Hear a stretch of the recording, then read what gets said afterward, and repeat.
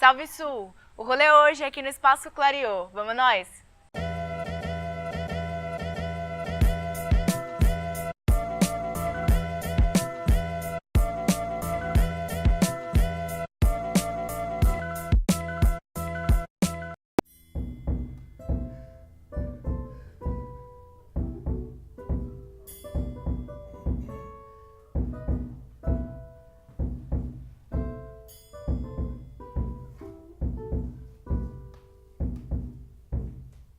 Gente, eu queria que vocês contassem pra gente um pouquinho a história do grupo Clariô de Teatro.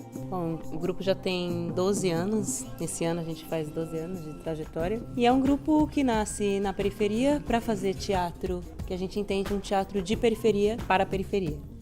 A gente descobriu fazendo, né? Então é uma linguagem que a gente está experimentando, mas basicamente é entender um teatro que é descentralizado, da grande metrópole, ou um teatro que possibilita um acesso na quebrada e que trate de questões do gueto, né?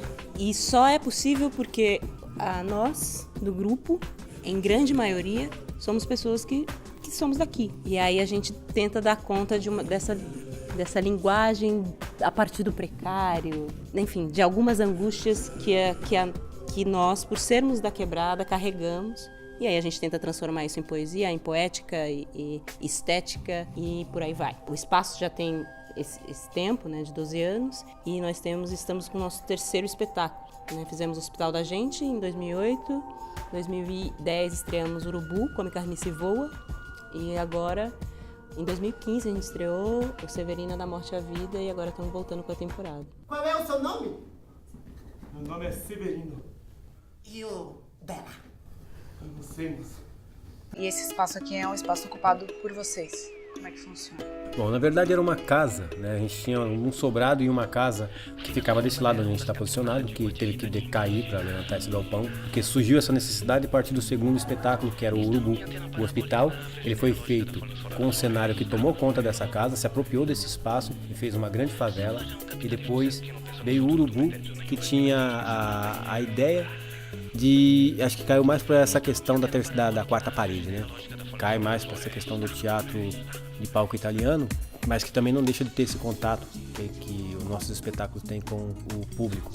E o espaço não suportava. Acho que a gente precisava desse galpão e o grupo precisava também. Esse espaço acabou se consolidando como um espaço que o grupo trabalha e traz amigos para trabalhar aqui. Inicialmente era um espaço para guardar cenário e adereços e todas as outras coisas, e acabou se tornando um local onde a gente faz teatro. A gente criou esse espaço e abre para as pessoas de fora.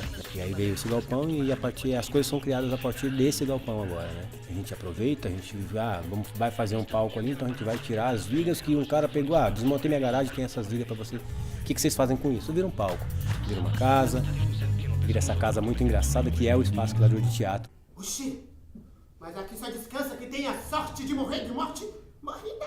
E vocês necessitam de recursos, né? E aí eu queria saber como é que vocês mantêm o espaço por causa dos recursos de luz, de água e etc. Como é que vocês fazem para manter o espaço de pé? É muito... Eu acho bem maluco, assim, eu acho que a força de vontade faz as coisas acontecerem, assim. Esse espaço é um espaço privado, que a gente aluga por um preço bem simbólico, porque aqui é uma região que ocorre enchente. Então a gente consegue pagar menos no espaço, mas a gente tem que correr quando tem enchente. Inclusive esse espetáculo da Severina, no final a gente guardou esse cenário que é essa terra toda, e a enchente veio no final do ano de 2015 e acabou com tudo. Então é bem complicado, assim. Mas e a gente conhece a proprietária, então tem essa troca mesmo. Os 3 primeiros anos a gente fazia vaquinha todo mundo e pagava o espaço. Depois a gente conseguiu editais, a gente conseguiu o projeto para o espetáculo, que era o Hospital da Gente.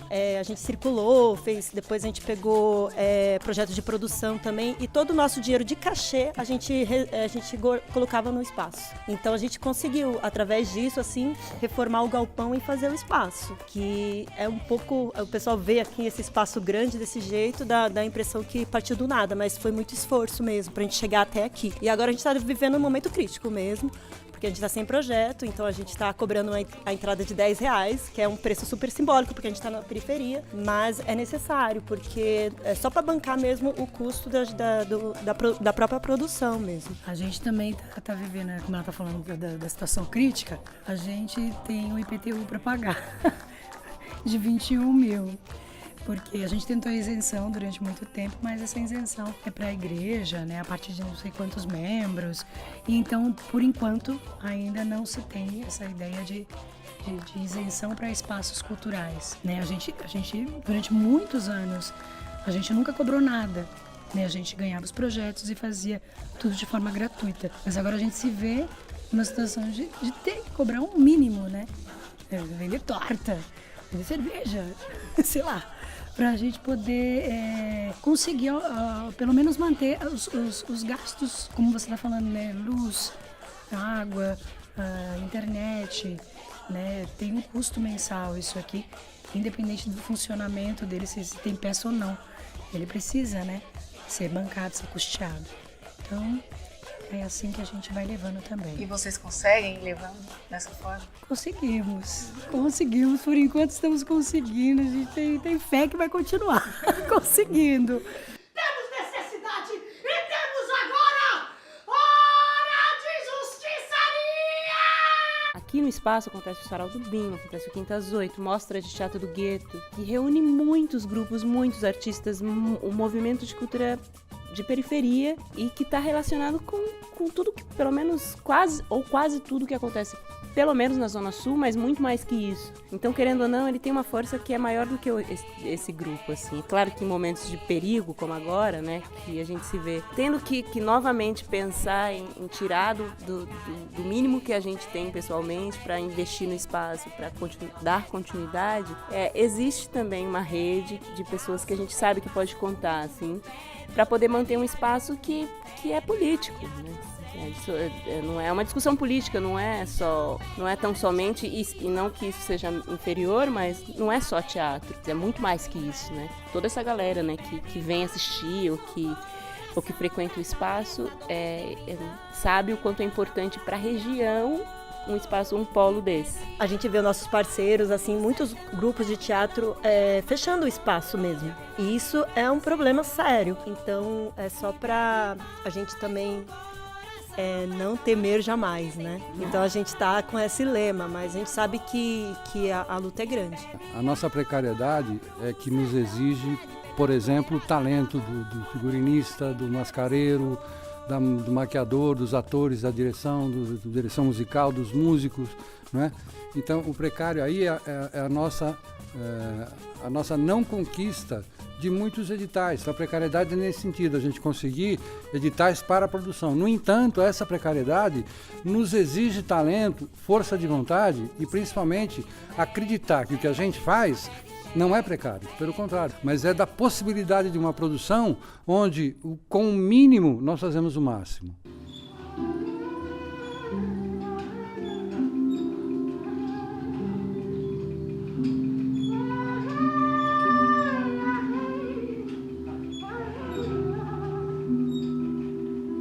Toda essa movimentação, seja de teatro, seja de sarau, a movimentação cultural em si da periferia, vocês acreditam que ela seja capaz de criar uma mentalidade crítica? Eu acho que o que acontece na periferia, extremamente mais forte que o centro, é que ela está preocupada com a sociedade. O teatro periférico, a arte periférica, o sarau, a literatura, a música, ela já tá fazendo seus frutos já há algum tempo. Então, não só acreditar que ela vai fazer, como já está fazendo e ver mesmo, ir atrás e procurar e saber que já está há algum tempo aí acontecendo já. A arte na periferia, ela já está se consolidando assim de uma grandeza muito maior do que a gente imagina. A gente não tem dias que a gente não consegue saber de um sarau, saber de um show, de saber de um espetáculo de teatro, tanto na periferia, mas tanto no centro também. Mas são os periféricos que estão indo para o centro fazer, e é o contrário. O público do centro vem para a periferia também assistir. Só talvez, pouco ainda, mas também exista a discussão sobre isso. A ideia, a falar sobre. O falar sobre ainda é um pouco ninguém quer falar, a não ser nós que passamos por isso. Mas acho que a gente vai criando palavras e linguagens e jeitos de falar isso e cada vez chegando em outros lugares, assim. Eu concordo muito com o que o Washington falou, por experiência de vida mesmo, porque talvez se eu sou de um espaço lá do Capão Redondo, eu moro no Capão Redondo, e eu conheci o Espaço Clariô através da Ana Loana. Eu acho que se eu não tivesse conhecido esse lugar, seria um pouco mais difícil de eu conhecer outros lugares além daqui também. Porque é de um extremo de lá para um extremo daqui. Ninguém pega fogo na roda de samba, e o povo que nem criança dançando a noite inteira. E eu girando, meu amor, se acaba no tambor.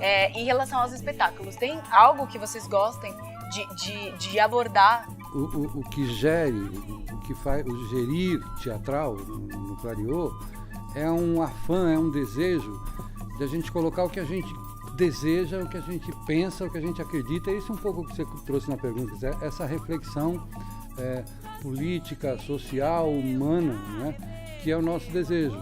Então, nos nossos espetáculos, você vai encontrar isso. Quer dizer, no primeiro, no Hospital da Gente, a gente achou nas palavras do Marcelino Freire aquilo que essas meninas do Clariô queriam dizer, queriam falar, tinha uma identificação ali. Quando a gente leu o Miró de Muribeca, achamos na poesia do Miró aquela força, a intensidade crônica que ele trazia. Então, a gente pensou, é isso que a gente quer dizer? Então, vamos fazer o espetáculo do Miró.